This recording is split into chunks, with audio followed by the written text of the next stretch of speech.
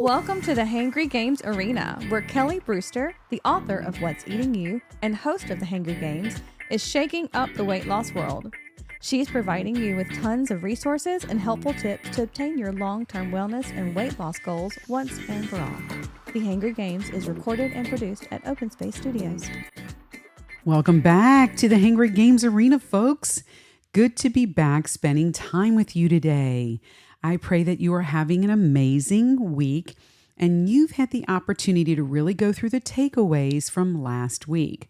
Put some measures in place to change the way we look at a diversion from our eating plan, and instead of seeing it as a cheat meal, we need to start referring to it as that treat meal, allowing you to change your view of that scenic route in your wellness and weight loss journey.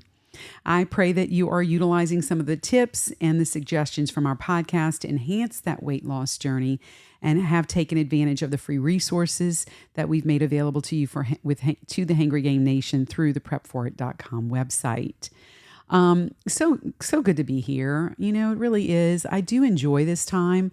Some people ask me, God, Kelly, that's a lot of work to do everything that you do. And because, you have to write content and you do research and, make sure you're giving everybody all of the the most updated information and so forth. And some of it's from what I do every day, but you know what I'm saying? And I like it. I really do. Discussing and working with people to develop a better version of themselves is a true passion of mine. And I find that I'm finding that more and more every day. And so it's just exciting to do. So I'm glad to be here. I truly am. So what's on the docket for today, Kelly? What are we going to tackle? Are we going to tackle some of those weight loss myths and maybe do some myth busting of our own today? And if I could, I'd play the background music for Mythbusters. But you know what? It's too much money, honey. So we're just gonna roll like this, okay?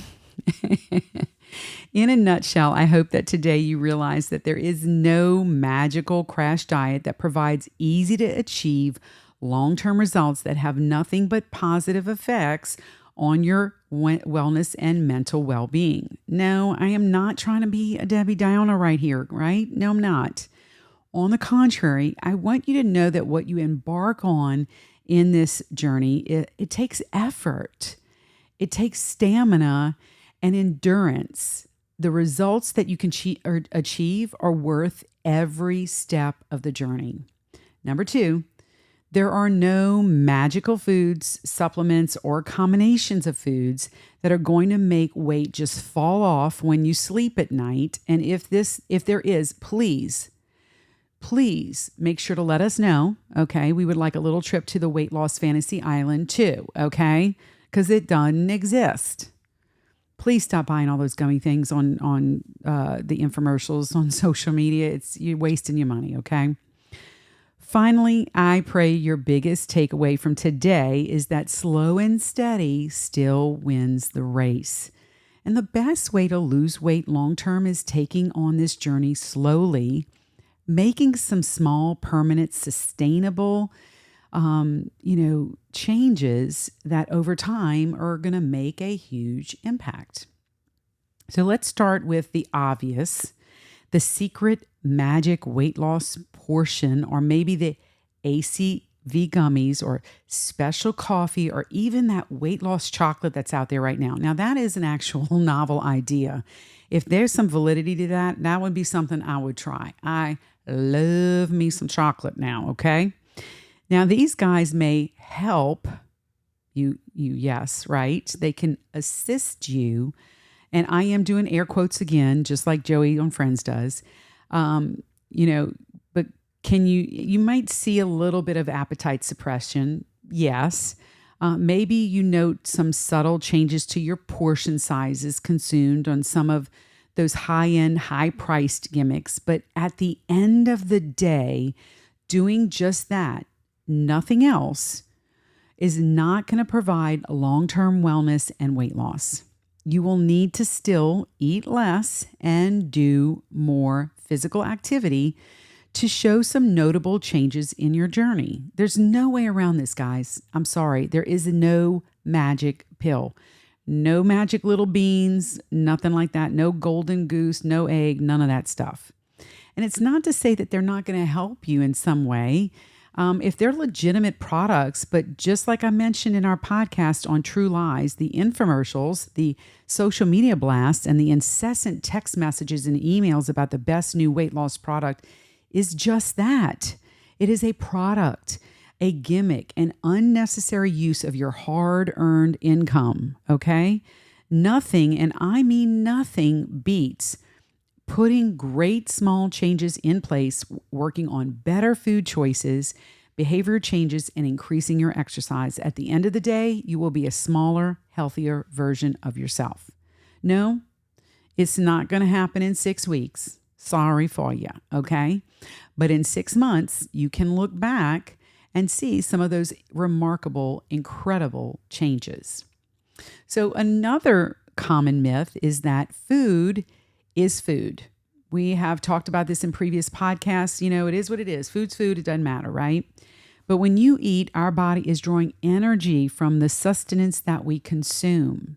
So we're trying to feed it the right things so it can work the best that it possibly can. We're getting, obviously, calories that convert to energy, but we are also obtaining vital nutrients, minerals, and vitamins from what we consume. And as we discussed before, every calorie that we consume has a different energy level or amount of it that is supplied to us for that, right? Literally, it's just so that we can function. It's just so the body can function. And it takes more from our body to break down protein and then, of course, carbs and fats. And the fats, honestly, are pulling up the rear. But above any of those, the calories that require nothing from you to convert into energy or fat storage is what? You guessed it, alcohol and fat. What does that mean? It literally means you just absorb it right into the body and you're not going to really do anything to break it down. So to change it, so you literally can just store it as is and as a fat, which is a much higher, it's the last thing that your body's going to pull from to use as an energy. So when you store it, it's the last thing that comes out of storage, if that makes sense. Now, don't get me wrong. We do actually need some good fats, right? They're part of our nutritious eating plan. However, it's the type of fats we consume that have the biggest effects on how we do with our wellness and weight loss. And there are plenty of factors that affect our energy needs. Some include like our age, body size, our gender, how physically active we are, if you are pregnant, and yes, even our genetics. That makes a huge difference. A lot of times you can do all of these things and put all of these things in place. And if you're still hitting barriers and you're like, I'm not sure what's going on, then that, my friends, then it can be a familial issue. And that's where your provider, your nutritionist, and all those guys can really be a big game changer for you. You cannot ever go wrong with a balanced, clean diet that is calorie restricted for weight loss. Eat less, do more, and that pretty much sums it up, okay? It's not rocket science. It's not Common Core math. Eat less, do more, and over time, you're going to see a difference. Now, Kelly, I heard that eating carbs makes you fat. That's why keto is so good for you. Okay. This is absolutely a total myth. Carbs are really a very vital source to a nutritionally sound eating plan, and it is the body's preferred energy source, fueling vital organs like our brain, our central nervous system, and our kidneys. And we definitely can utilize these guys when we've upped our cardio game for sure. Based on the Australian dietary guidelines, they recommend between 45 to 65% of our calorie intake should come from carbohydrates. No, not the what? Ding dongs. No. Good high fiber, low glycemic index carbs like whole grains, legumes, which are like the small beans, or fruit. Berries versus bananas here. You're always going to choose the berries over the bananas, okay? That's the low glycemic. Now, one of the biggest misnomers out there is that you need a low carb diet and you And so what happens is everybody's on this low carb kick, and you go and you remove all these really good veggies, fruits, the whole grains that have all these vital nutrients in this journey. And what we really mean when we say low carb intake. So when I'm talking to my patient, I'm saying, look, I want you to be on a low carb intake. I'm not telling them to take away the good carbs. I want them to take away the refined carbohydrates like the pasta, the bread, potatoes, the rice, just to name a few of them. And yes, the freaking ding dongs, right? To further clarify, if you eat 3,000 calories of high fiber, nutrient dense foods and you don't have the physical activity to accommodate this intake, you, my friend, will just be a healthier but plumper version of what you were anticipating. Remember, you got to eat less and do more. Always go for the whole version of foods. Avoid the processed when it comes to carbs. And that rule of thumb should always work in your favor. We talked about the food retailers and we talked about the true lies in a previous podcast, but I want you to think about this. When you go to the grocery store, just observe next time. And what you're going to find is all of the whole foods, your proteins, your veggies, your dairy, all of the fruits, the vegetables, all that kind of stuff. They're all on the outside of the grocery. You want to know why? Because they're perishable. They have to keep them refrigerated, cool, so that they can last a little longer, which means that they're whole foods. They don't have any products in them or preservatives that are going to allow them to stay on the shelf for 6, 9, 12, or 18 months, okay? So when you avoid the middle part of the grocery stores, you are doing yourself a huge, huge favor. Yes, you can lose weight quicker initially on a low-carb eating plan, but for the long-term wellness and weight loss, those dense carbs are going to work well for the long-term results that you're looking for. Again, they're in moderation and calorie restriction. So you don't have to give them up, guys. You just have to eat the right ones. The only time I really like to push a true low-carb eating plan with very restricted intake is with my metabolic patients, like your PCOS, insulin resistance, metabolic X patients, only because carbs are processed differently for them. And the other issues you need to consider with these high protein, low carb eating plans is your current kidney function. Do you have the capability, do you have the kidney function to be able to sustain that without it affecting you negatively? And will it have that negative impact on the kidneys?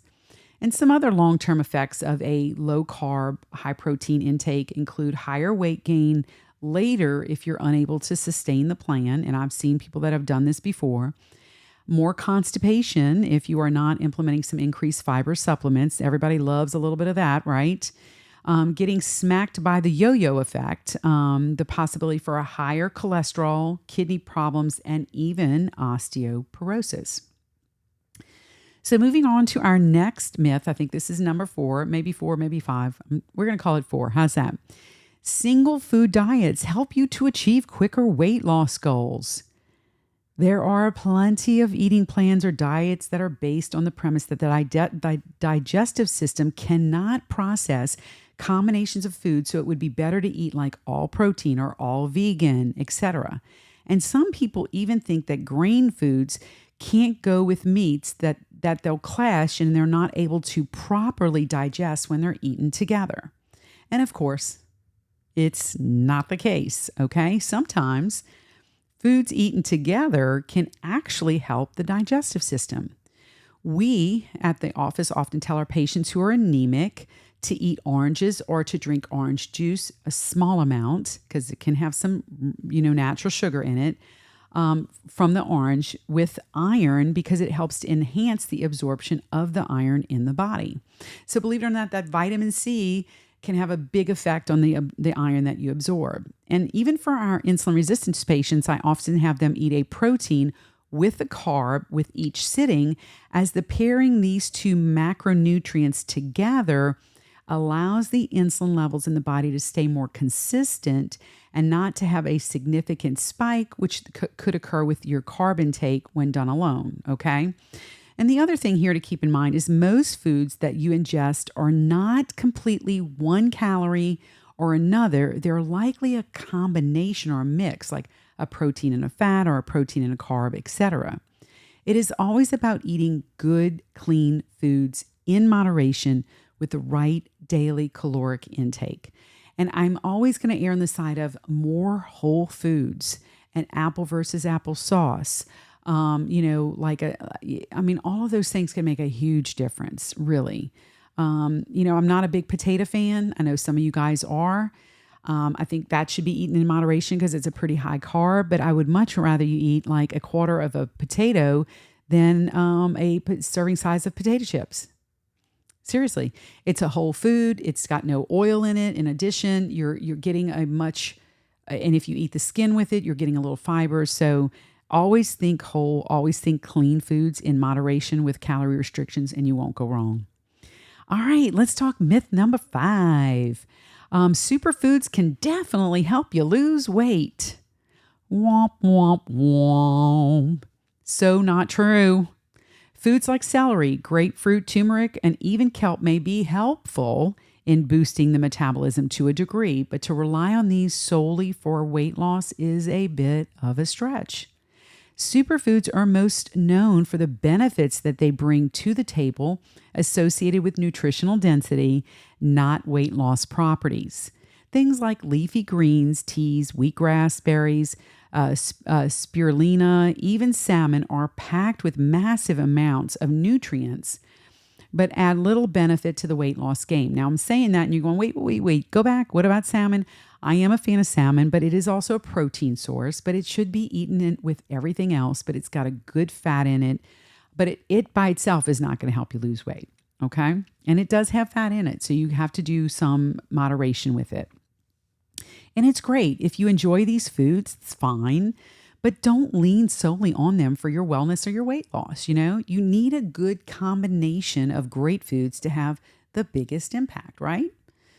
All right, let's move on. Myth number 6, skipping your meals will definitely help with weight loss.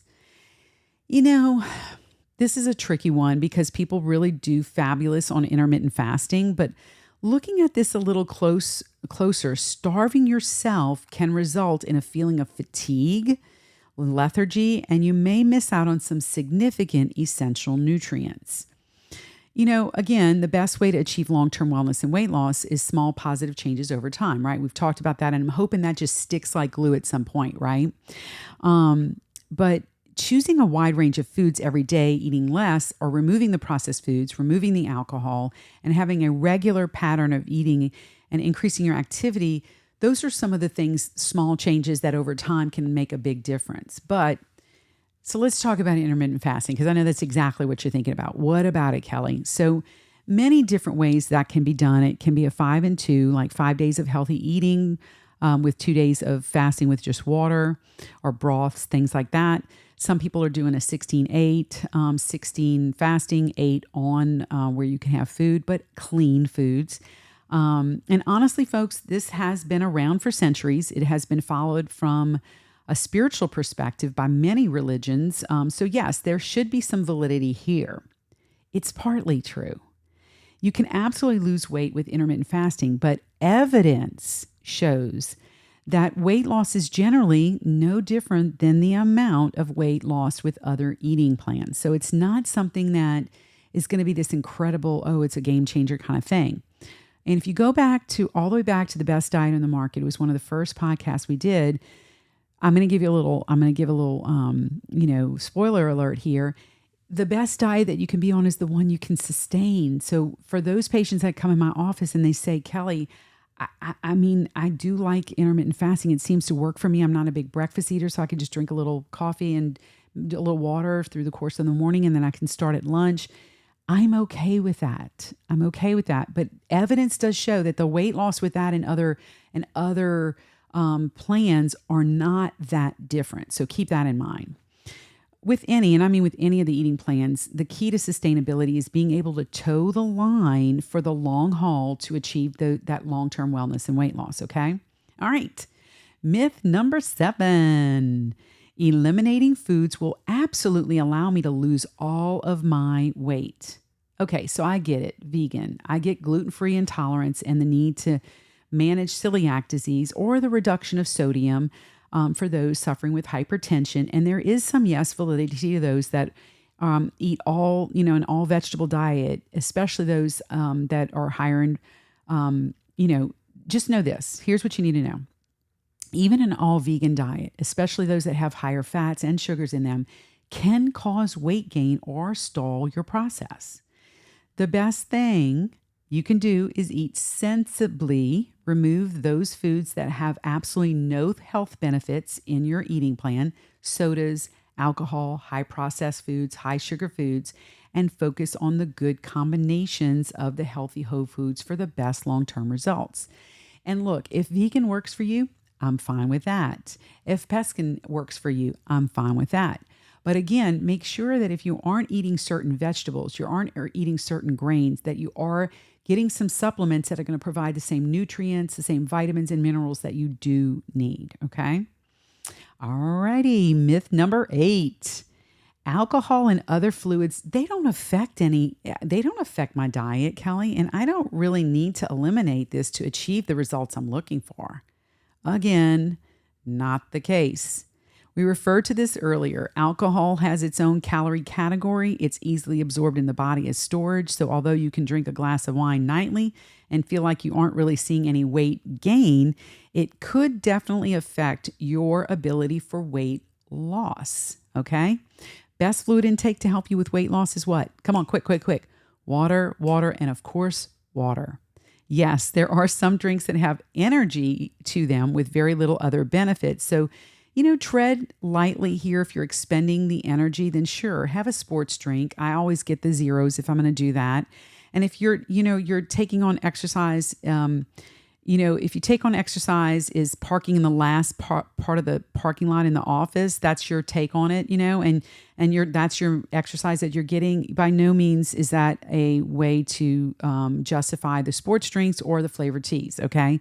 So if that's the only exercise you're getting is just from your car to your desk, then no, you need to pass those puppies up. Okay. Things like soft drinks, slushies, or our good old alcohol, sports drinks, flavored milks, packaged teas, and coffee made with full cream and flavored syrup all can be stored as a fat. Remember, a calorie is a calorie is a calorie, and you want your body to work for those calories and not simply absorb them. So keep this in mind when you're making those choices, okay? All righty, myth number 9. I get what you're saying, Kelly, but does science really matter? Well, the short answer is yes. But what you need to know is much of the information out there is not credible or even correct. Know your source for information, not a watered down version of an eating plan that was handed down by memory from a friend of a friend of a friend, okay? Seeing a qualified provider or a nutritionalist who has studied this field is going to give you the assurance you need to know that the eating plan that you have chosen to help you achieve your weight loss is backed by scientific data and it's safe for you as well. And I'm not going to think about it like this. I'm not going to go to a dry cleaner to get my car engine checked. I wouldn't go to a grocery store for an interior designer, right? So why would you go to just anyone when you want to get overall long-term wellness and weight loss? Yes, that is food for thought, okay? So in a nutshell, slow and steady wins the race. Small positive changes over time create sustainable wellness and weight loss, plain and simple. Some additional suggestions to debunk some myths out there. Avoid crash diets. They do just that. They crash. Try to choose a variety of good, healthy food choices when on the journey. Be mindful of portion control.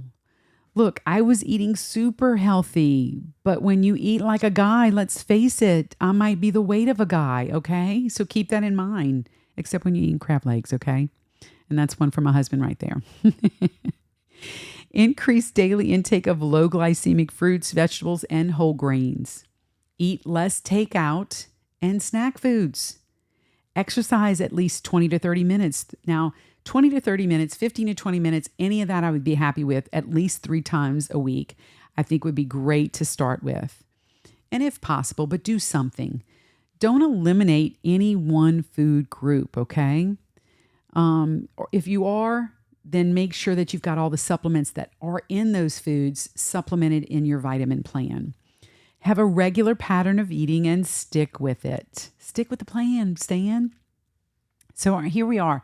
We're already at takeaways. I know it's crazy, but we're already at takeaways. So our takeaways today are simple. If you are relying on any of these myths, okay, we have discussed in this particular podcast, go back to the drawing board. It is never too late.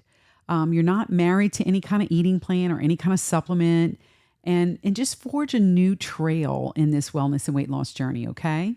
Make sure to check out our prepforit.com for many free resources, including new dishes and recipes. I have a few new recipes coming out soon. Make sure to subscribe to the Hangry Games podcast to ensure you're notified of all the upcoming new episodes. And as the Mythbusters would say, hopefully the 27th time is a charm. Have a great one, and I will talk to you soon. And we are out. Have a good one.